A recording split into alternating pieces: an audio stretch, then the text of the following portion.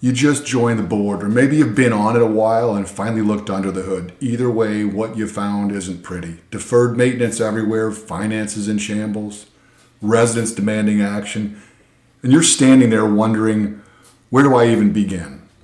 Here's the answer most boards get wrong. When you're surrounded by deferred maintenance, your instinct is to start fixing things. The roof is leaking, the parking lot is crumbling, residents are complaining about problems that should have been addressed years ago. You want to show progress. You want to do something. Resist that instinct, at least at first. Before you spend $1 on repairs, you need to understand your financial position and plug holes that are making it worse. Do you have vendor bills that have gone unpaid? Utilities on payment plans because the association fell behind? Payables that previous boards let gently spin out of control? Those obligations don't disappear because you're focused on the roof. They're actively undermining your ability to dig out.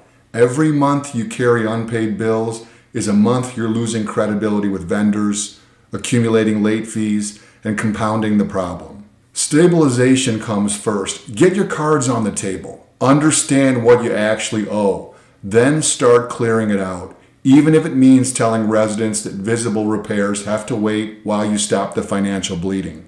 Here's something boards in crisis often overlook. The money going out isn't the only issue. It's also the money not coming in. How many residents are behind on their assessments?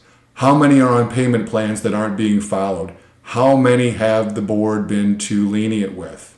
Extending deadlines, waiving late fees, and looking the other way.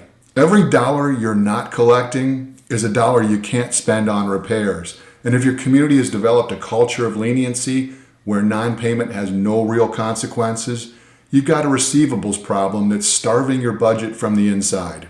This is where you work with your attorney and your management company to get systematic tracking in place. Who owes what? What's the status of each delinquency? What's the path to getting those balances towards zero?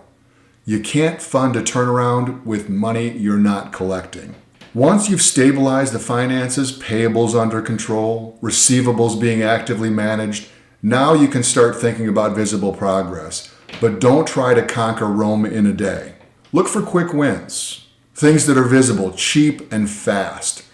Lights have been out for months. Minor concrete repairs. Drainage issues that have been annoying residents. Work orders that have been haunting the same people for too long.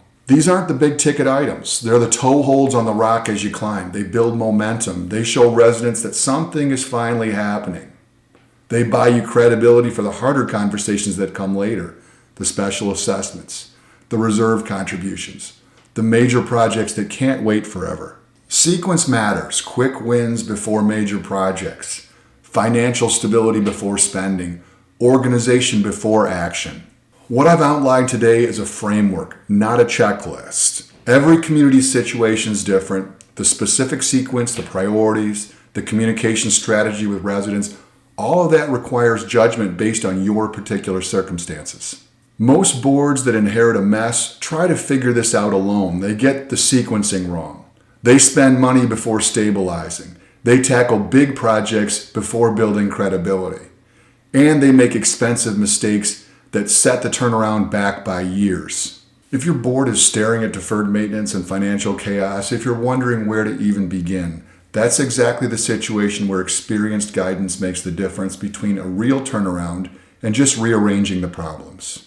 If you found this perspective valuable, we invite you to connect with us. Facebook viewers, like our page and follow us for regular updates. Feel free to message us directly with your questions or community challenges. Instagram viewers, hit follow and feel free to DM us with your questions or community challenges. YouTube viewers, subscribe to our channel and check out the video description for helpful links. Visit our website to discover our thought leadership content, books, and resources that can transform your community management approach. Whether you're dealing with the challenges we discussed today or other community issues, we're here to help. Thanks for watching, and we'll see you in the next video.